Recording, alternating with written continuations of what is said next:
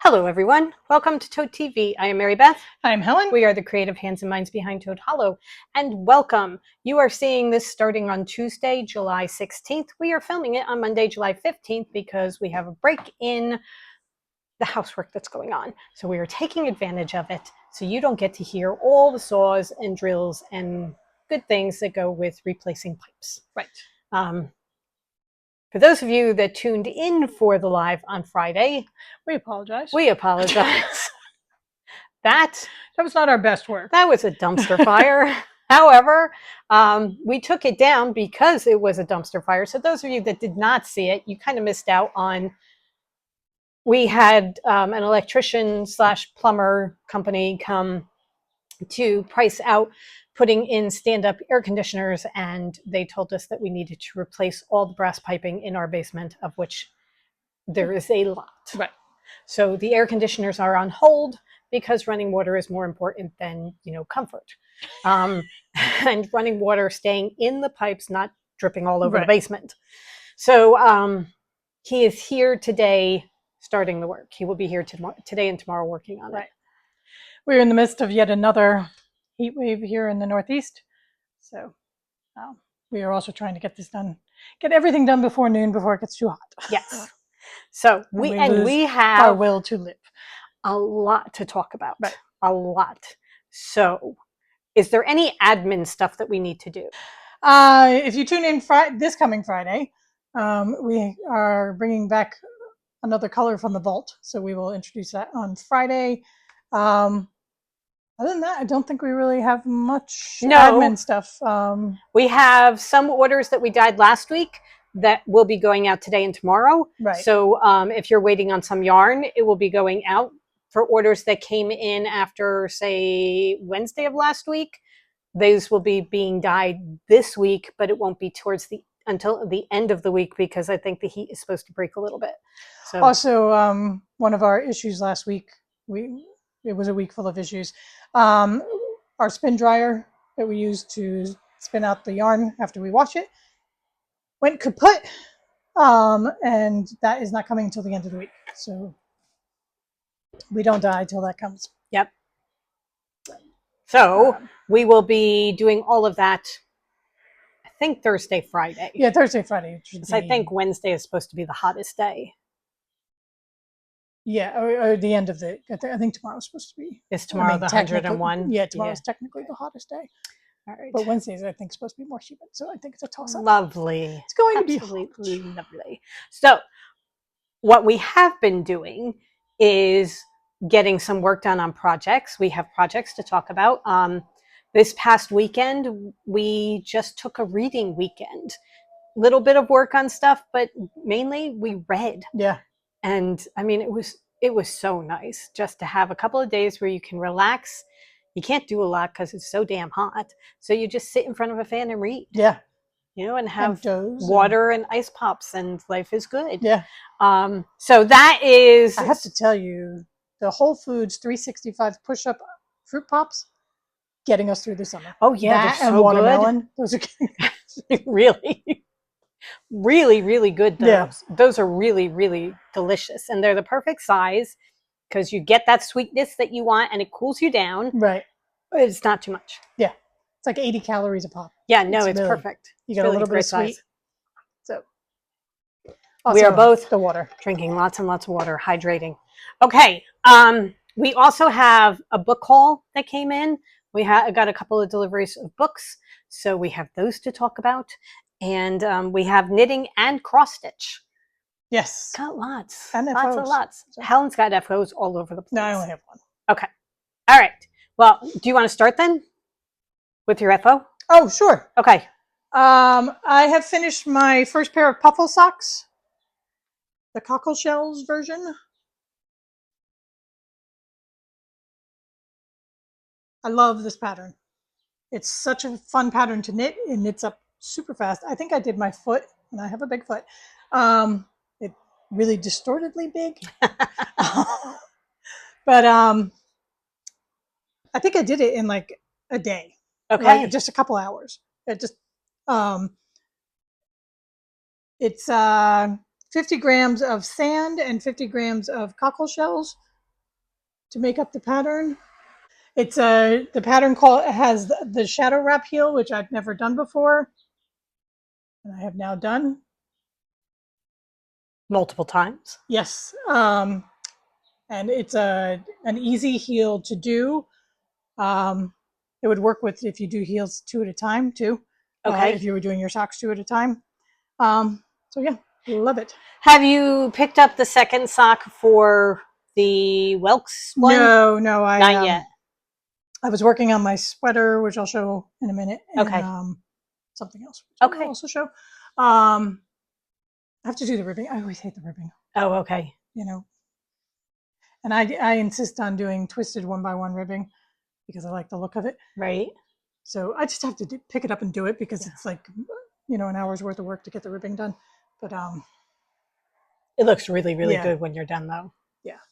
Also, I'm not in a great hurry to be wearing socks. Right. At the moment. But the urgency is not there. It's a very good small project in the heat. Yes. To have, because I can only work on my sweater for so long because it sits on my lap. And right. Like, but puffle socks in the cockle shells sock set.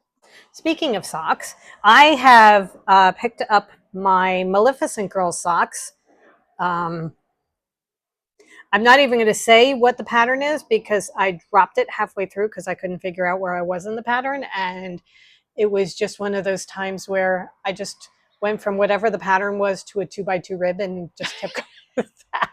These are the Frankenstein Maleficent Girls. Seriously? It's like it starts as one thing and winds out as something else. And it was just... However, what it does show is how gorgeous this color is. It was one of those times where I couldn't think. I couldn't get my mind to work with it. And I want to work on these socks. So I'm just going over to ribbing. So who sees your socks most of the time? Exactly. And when I wear my socks, this is the part that will show that's got the pattern. This will be scrunched down. Right. And this will be inside a shoe. Anyway, it is in Maleficent Girls, which is one of our colors that we did this past fall. Yeah. And I adore these socks. They show up so well on the camera. They really, the color is just fantastic. It's such a good fall color. So you were talking about how you did your sock foot in like a day. Okay. I have a much smaller foot. I am doing 2 at a time. Right. But I have a much smaller foot. This is 2 days worth of work on my foot. I mean, and I'm not even close to being done yet. It's taking me forever. But it's one of those things where I'm knitting them at night when we're watching Victoria with my mom, and there's a lot of jumping up and down. You're getting up and down and that kind of thing, and I'm really tired by that point. So that's why I'm doing these, because I found with another project that, working tired with it just doesn't help. So I just pick these up and work on them and get a couple of rows done each night. But they're coming along. They are coming along. They will be done in time for the summer or the fall. Let me see how many seasons I can go through before I get it. They will be done in time for fall when I want to start wearing socks again. Right. I love the color. Absolutely love the color. When I started my puffle socks, when I started both of them, I was having so much fun knitting the socks, and I thought, maybe I'll knit a pair of socks a month.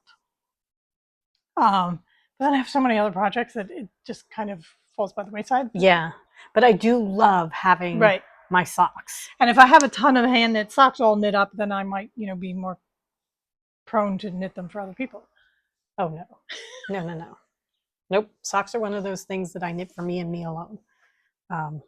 Because I'll wear them. Yeah. This is something that I will wear and use all the time. Oh, you'd have if it's to like be a shawl, person that would wear it. Yeah, you do it for somebody who would wear it. But no, it's even more than that. If it's a shawl that I'm making to showcase the yarn, then I don't wear shawls very often, so I'm very likely to give that away. Yeah.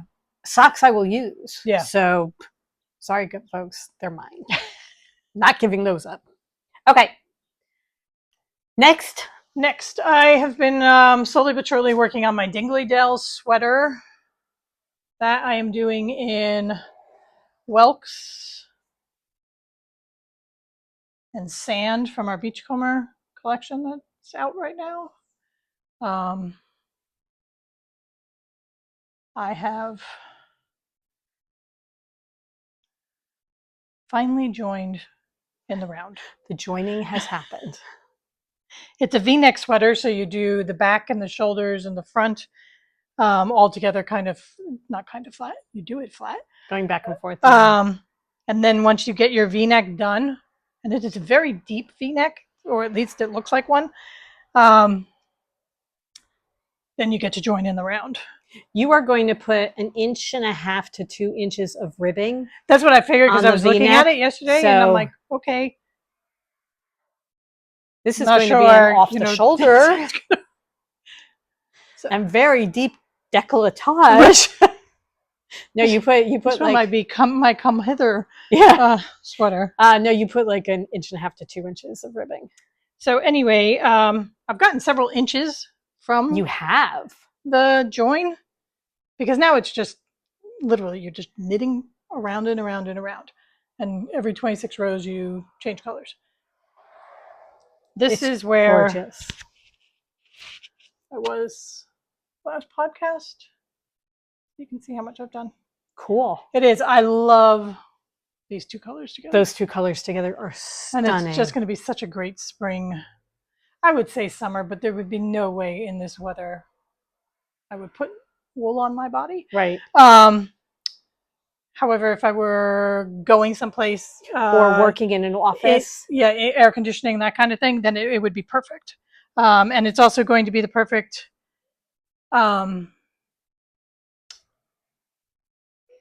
day-night type thing. You can dress it down, you can dress it up. Throw a blazer over it, and you've got a really snazzy work outfit. Yeah. Yeah. So it's the Dingley Dell by Isabel Kramer. Just going round and round and round right now. Beautiful. It's absolutely beautiful. I will move I love those colors. Yes.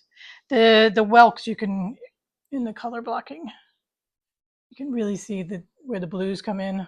Also, the moldy greens that come through. I love it. Moss. We'll call it mossy green, not moldy green. Well, yes, mossy green, because I'm thinking about shells with the moss on it. Yeah. I'm just thinking, moldy is not the greatest word. All right. I have been working on just touching this thing right now. The simple shawl. And I've been having issues. So I'm doing this in sand and then the mini skeins of the sea glass. And I'm on my 5th color of the sea glass. So I have one more color of blue to add in after this green. Up until here, I was just going on. Everything was working smoothly. The things were all working well, other than the fact that I had to change one of the colors because it all blended together. Once I got that out of the way, then everything was working beautifully. I got to this blue section here, and I had to take this out 3 times. One, I was probably a third of the way through. Another time I was about halfway through. And the third time I was 4 or 5 rows in. And it's just, I kept messing up the lace. So now, is this, the pattern is complicated? Nope. Or total operator? I am so tired when I'm knitting that it's just, I'm not counting properly. And I know how to read this pattern. I know where the lace holes should be so that I'm lining up the next row of lace. I can read the knitting, so I know where it should be. I'm just missing it. So I had to take that out 3 times. Then I got through the sand section, and then I started the green sapphire section. And again, I had to take it out like twice because I just kept messing up the lace. And it's really, you can see it. It's a very definite lace pattern, and it's beautiful, and it's got to be done properly, because otherwise the gather up here doesn't work, and the lace triangle doesn't. It's all over the place. And with the blue one, the second time I took it out, I'm like, okay, fine. And then the third time hit, and I'm like, do I even care? I do care about it. So this has been in time out for probably a week. I think you need to get out of the heat wave and the heat fog. And yes, because to begin with, even right now, the yarn is sticking to my fingers. My fingers are sticky so that it's all sticking together. It's going to be gorgeous. It is. It's just going to be when it's I'm worth done. the effort. Yeah, I'm sorry that I'm in the middle of a row. I just was so frustrated because I think I have to take back again. And it's just, I had to put it away. I mean, when I took out the blue the last time, I took the needles out and just ripped it back. And it was picking up the stitches. It was a bad time of night to try and do it. Ivy wanted to go outside, so she's barking, and she gets a very high-pitched bark when she wants to. And I was just feeling very, very stressed, and I'm trying to pick up the stitches without dropping any. And I knew that I was going to have, when I started knitting the next row, I was going to have to knit a couple of the stitches because they came out, but I caught them before they went down too far, so I had to knit. Okay. But I couldn't do it when I noticed that I had dropped that part of the stitch because all the rest of the stitches were just live. So I had to get them on a needle as quickly. It's just a mess. You just want to scream. Nobody move live stitches. Yeah. Anyway. Everybody in this house would totally understand too. I am back on track, I think.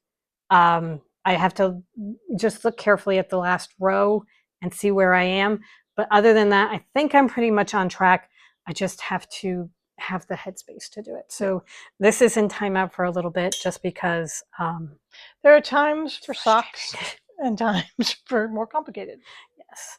And right now, simple is best. Right. Simple is definitely best because otherwise I play games on my phone. I don't want to deal with it. And if I don't have a simple project, I'm going to play on my phone. Yeah. Which is a waste of time. So I'm trying not to do that. So yeah, socks are what I'm working on. Okay. Now to my last project, which I am loving so much. Yes. This is Horace.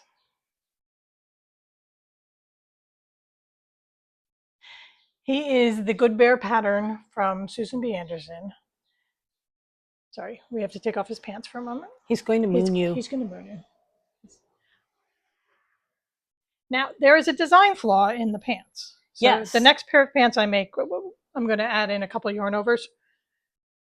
There's no spot for his tail. There's no accommodations for the tail.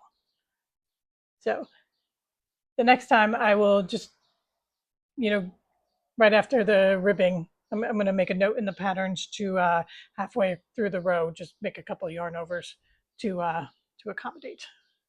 I am working on his jacket at the moment so that he will be a fully clothed bear, and he also has a hat. He has a hat too? He has a hat too. Oh my God. What kind of hat? Just a beanie? A beanie hat. Yeah. Okay. So. Oh my word. I chose not to go with the safety eyes. I did some French knots for his eyes. I adore him. He is so cool. I mean, he's absolutely amazing. He's a really easy-ish pattern to do. If you're familiar with stuffies, he's one of the easier patterns, less fiddly ones. You start with the legs, the one leg, and then you knit the second leg, and then you join them, and then you just go around for the body, leaving, and every so often she throws in some purl stitches for placement of tail, arms, and ears, and then you pick up and knit around for those. But I love him. Horace. And I'm knitting, I'm using minis, or DK minis and leftovers. We decided this color, his main color is Guardians of the Forest from our fall collection 2 years ago. Yes. It was the Enchanted Forest collection. Right. Which we should just bring back this fall. But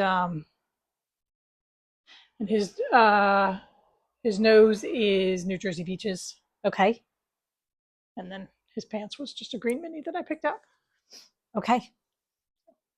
So have you cast on his jacket? I have. I'm almost done, actually. Oh, really?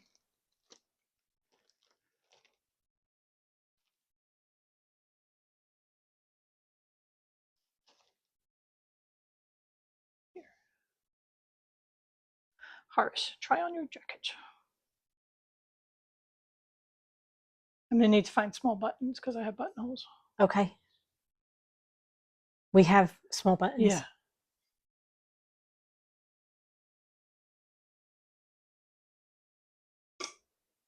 Oh my God. So a jacket done in Maleficent Girls, we Maleficent think it is? Girls, yeah. It's got a shawl collar. Because, of course, it's very au courant bear. You guys, this is the kind of thing I love to make. I know. It's the kind of thing I love to make. I love to watch them come alive as you start to add their features and everything like that. And I mean, just he had so much personality just in his body. Oh, yeah. So, Definitely before the face went on, he had yeah. a definite personality. So I'm on the ribbing of the jacket, and then I have to do his sleeves. Okay. He's so cool. He really is. I adore him. Okay. All right. Any more knitting? No. That's it, right? She's having such a good time with him. Well, while Helen puts ours away, I will show you my cross stitch because I did get a few days in on cross stitching. I am working on There Is No Planet B by Cloud Factory. And Helen's going to put in a picture here so you can see what it looks like.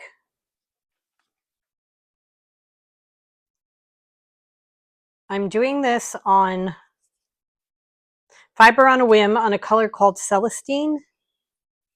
And this is where I am so far.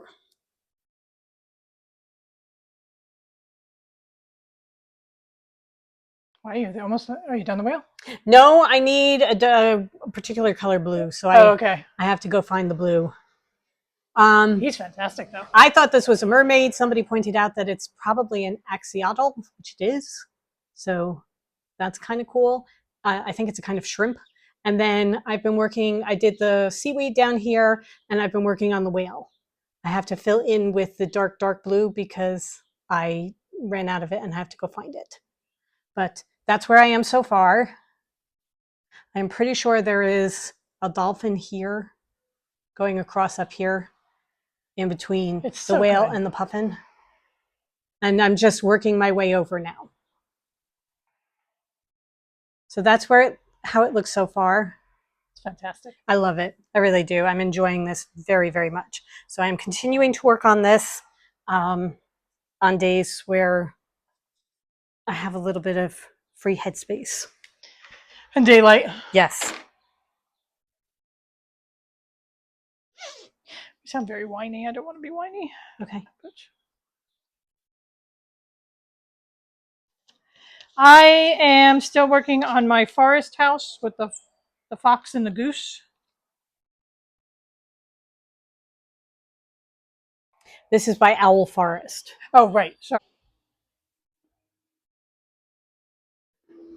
I think since the last time I've added the green coming down here, and then the brown of the den down here.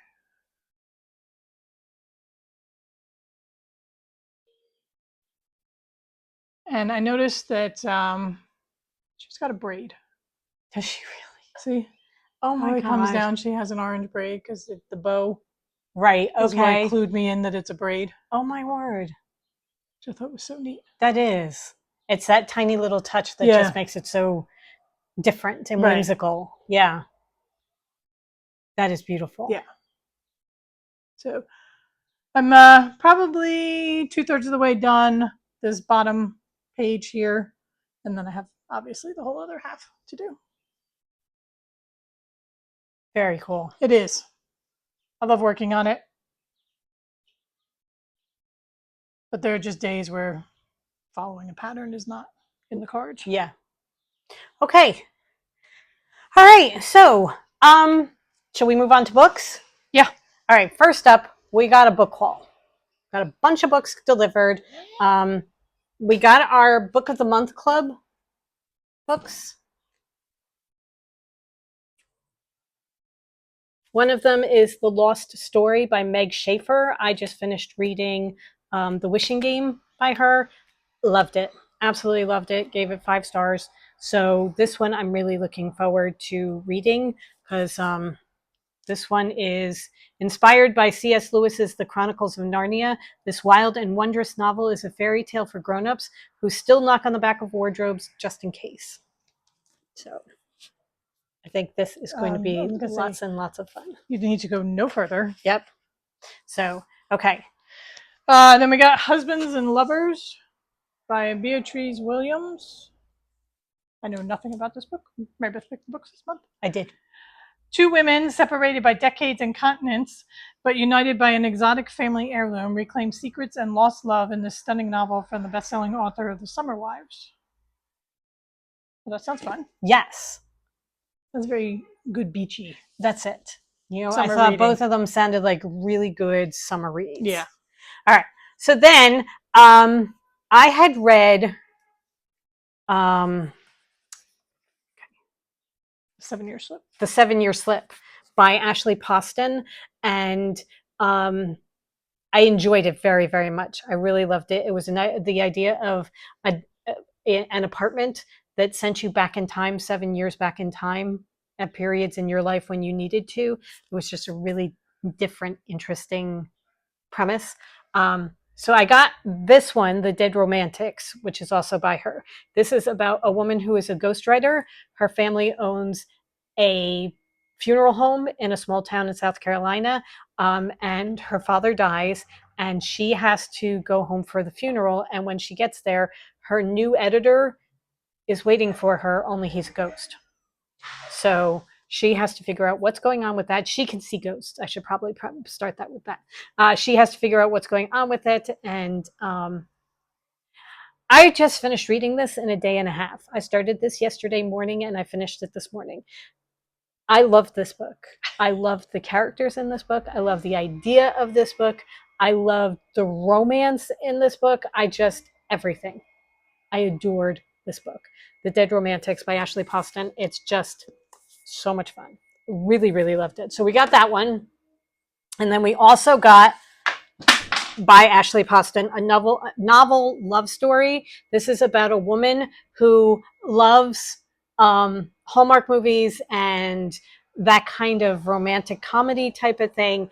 And when she is on her way, she's on a trip and her car breaks down and she finds herself in her favorite small town from a Hallmark movie.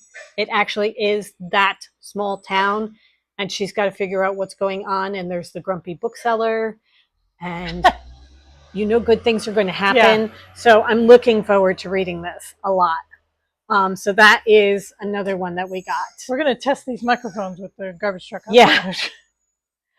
Oh, these are both from Barnes & Noble. The 5 that we're showing you now are from Barnes & Noble. The first 2 were from the Book of the Month Club. These next ones are Barnes & Noble. We have a tendency to either through social media or emails, as you know, the emails come from Barnes & Noble. We'll both have carts going. Right. And then every so often you just check out. So these books have been accumulating in a cart for a while. And we do the same thing like Parnassus Books. Mary Beth just closed a cart there. Right. The Novel Neighbor, we usually have carts going because we follow both of them on Instagram and they are always selling us stuff. And what we like to do is if we get a book suggestion from the Novel Neighbor or from Parnassus Books or from Barnes & Noble, whoever gives us the suggestion, we try and get the book through that company. Because if your social media is that good that you've caught my eye, you deserve deserve the sale. Okay. Okay. So next up is Greenwild. Do you remember who you saw that said? Oh, it's called Meg's Tea Room on TikTok. She recommends cozy fantasies and cozy books, and she was raving about this one. This one is a middle grade book that we are testing out for the nephews, but look at the map. The map is gorgeous. I love books with maps. Open the door to a spellbinding world where the wilderness is alive and a deep magic rises from the earth itself. And there's another one that just came out. The second one just came out this year, and then there's a third one that's coming out in 2025. So, and it says on the cover, "Step into the adventure of a lifetime." And then she takes her cat with her, who looks an awful lot like Dudley.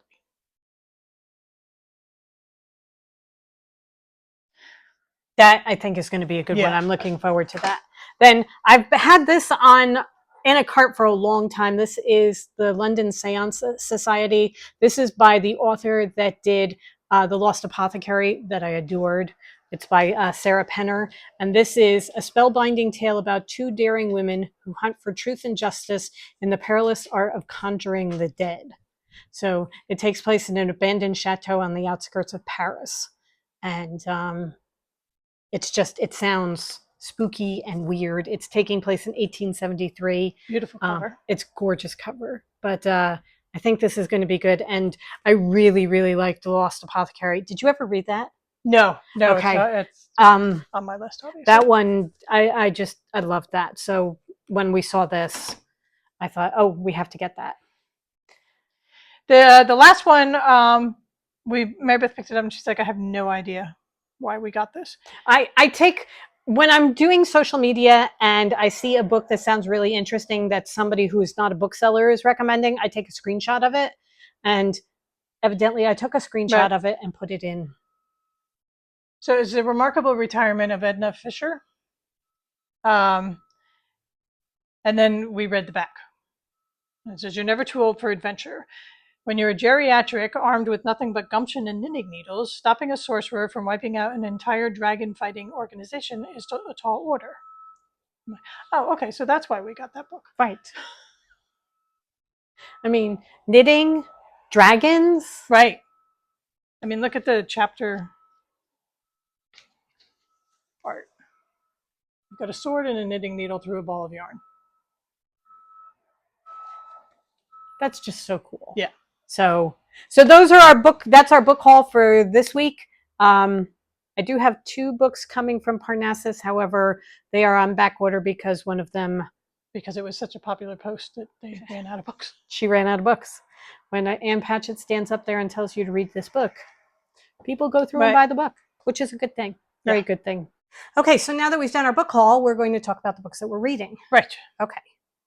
I finally finished Entwined by Heather Dixon. It's a book I've been struggling through pretty much all of this month. It's a retelling of the 12 Dancing Princesses. It was not my favorite book. I gave it 2.5 stars. I think a young girl, tweens, would probably love it. But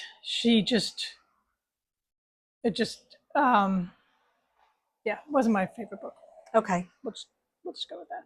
Okay. So, that's what I finished. All right. I have finished Miss Morgan's Book Brigade by Janet Charles.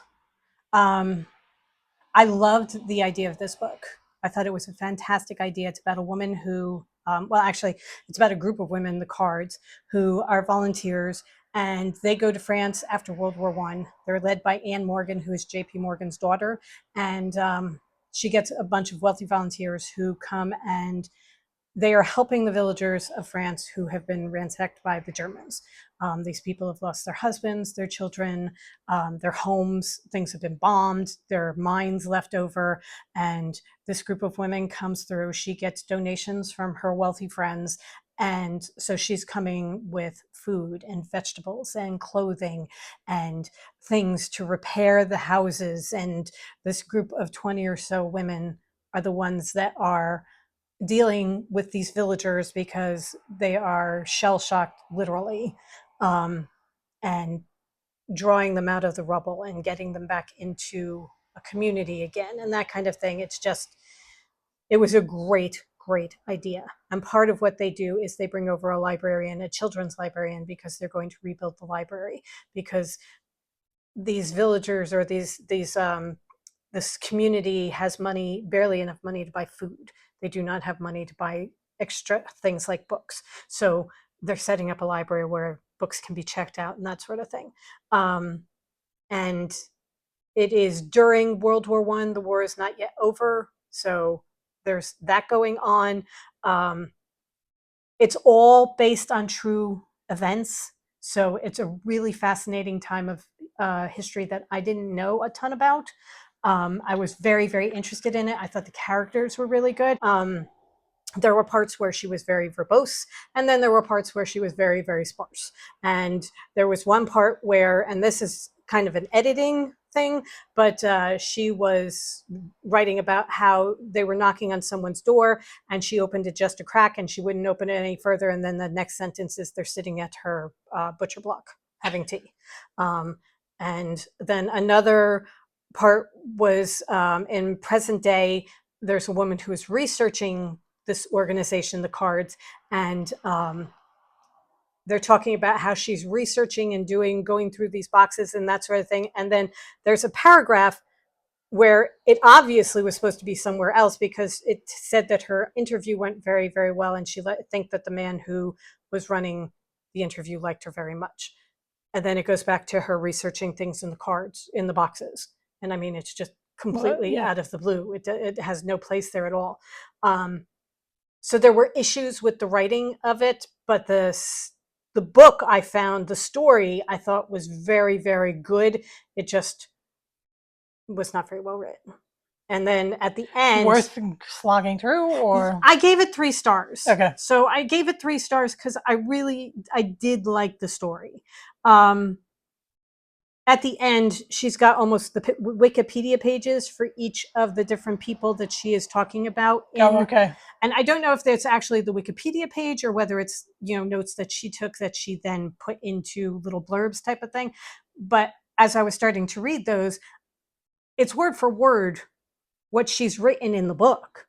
So, I mean, if you've already put it in the book, why are you putting it at the back? Why do you have it at the back too? It's just, I had issues with writing, but the story was very, very good. And then I finished reading The Dead Romantics. So I now have to pick my next book, and I'm trying to decide, do I let Siri pick it the way we normally do, or do I pick it?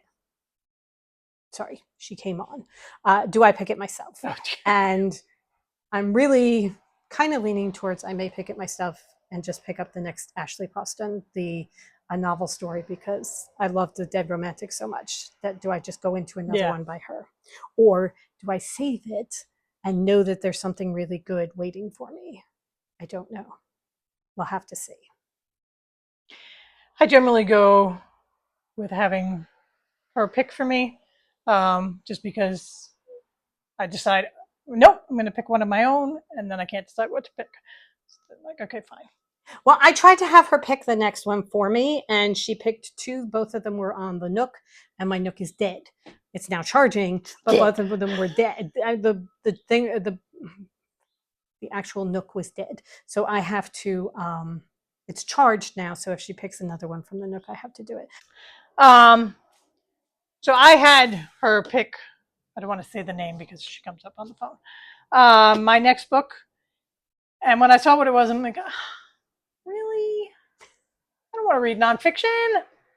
I'm like, no, this is the whole reason why we're having her pick. Having her pick is because she forces me to go outside my comfort zone, and I can't always read, rom-coms and fantasy kind of things. So she picked Leave Only Footprints by Connor Knighton, and he came up with the idea after having his fiance broke up with him, and he decided he needed change. So he gave up his apartment in Los Angeles and decided he was going to travel the country to the 54 national parks in a year. Isn't he a correspondent for CBS News? He became a correspondent, but at the time that he decided to do it, he was a freelance correspondent, and he was shopping it around to different networks, and he finally got CBS to agree to do a couple. They weren't going to do the whole trip, but there were a couple that they would do, or at least as far as I've gotten right now. CBS this morning is picking and choosing which ones, or CBS Sunday morning, I think it is, picking and choosing which ones they want to film. Okay. And otherwise, he's going to the others on his own. It is not done in chronological order. The chapters are set up really interestingly by like the first one is sunrise, and he went to Acadia National Park in Maine because that is the first place the sun rises in the United States. Okay. And he did it on January 1st. Okay. So he started the year off, Right. he slogged through the snow, and saw the very first sunrise of the new year. Oh my God. And that is how he started this project, which I thought was just such a neat thing. And then there's a chapter on water, so it's a couple different, like Biscayne National Park, which is actually all underwater. It's the coral reefs in South Florida. Oh my God. And then the other one is the hot springs in Arizona, not Arizona, Arkansas. Okay. So that was another chapter. There's another chapter on animals, which I just found fascinating because he went to the Channel Islands. And the reason he went to the Channel Islands was because there is the island fox was on the endangered list. And when he planned it, or he planned his trip around the timing of them taking the fox off the endangered list, that they had actually successfully rebred the population to the point where they were no longer endangered. And the way he explains how they became endangered, and this is just, to me, fascinating how we as humans screw everything up. And it's not only that, it's how everything is so interconnected. It is, because the foxes became on the endangered list all because the bald eagles left the Channel Islands. And they left the Channel Islands because the fish that they were eating were contaminated with insecticides, which were killing the bald eagles, so they left. And the golden eagles came in. And the difference between the bald eagles and the golden eagles is the bald eagles eat fish and the golden eagles eat mammals. So the golden eagles came in and they're like, oh, we have fox buffet. And they were killing off all the foxes.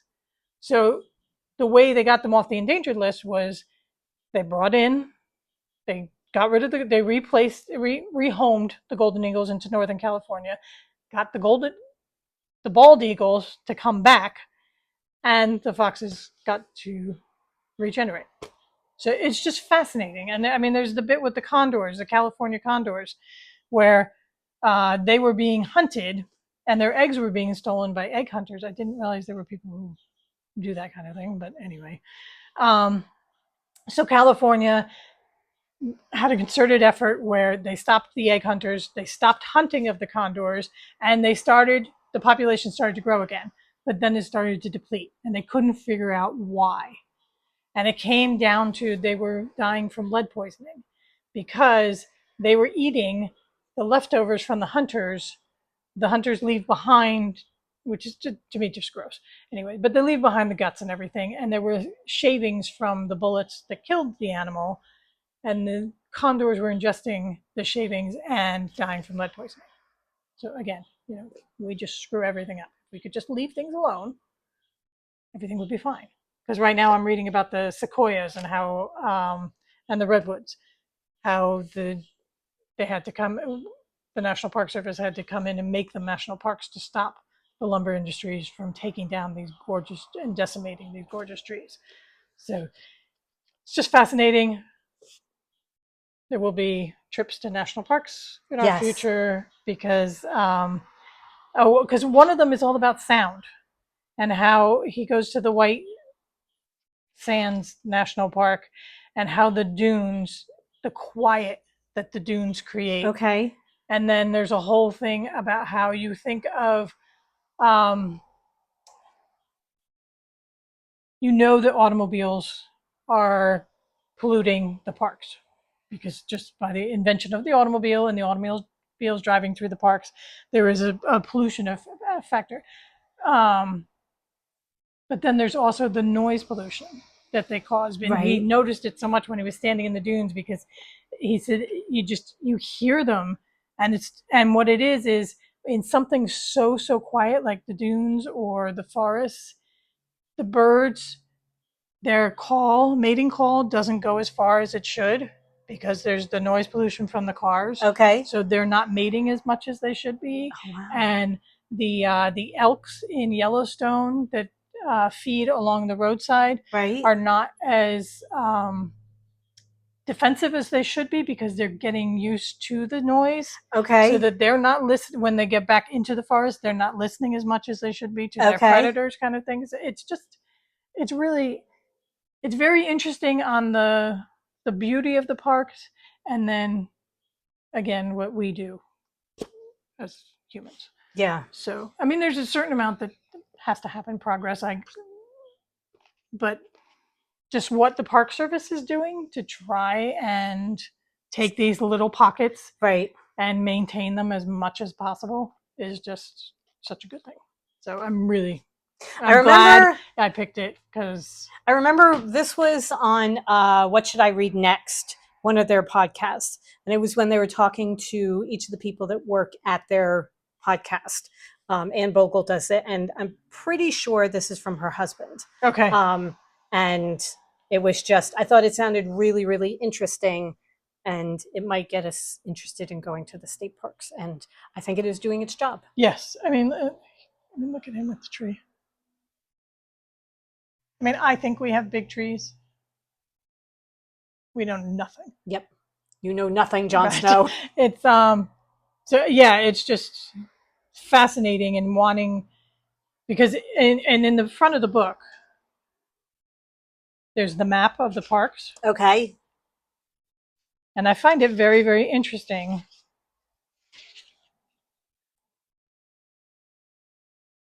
There are none around us. We live in such a densely populated area, and we always have. There are none in our. I think the Shenandoah is probably the closest, and then there's Acadia up in Maine.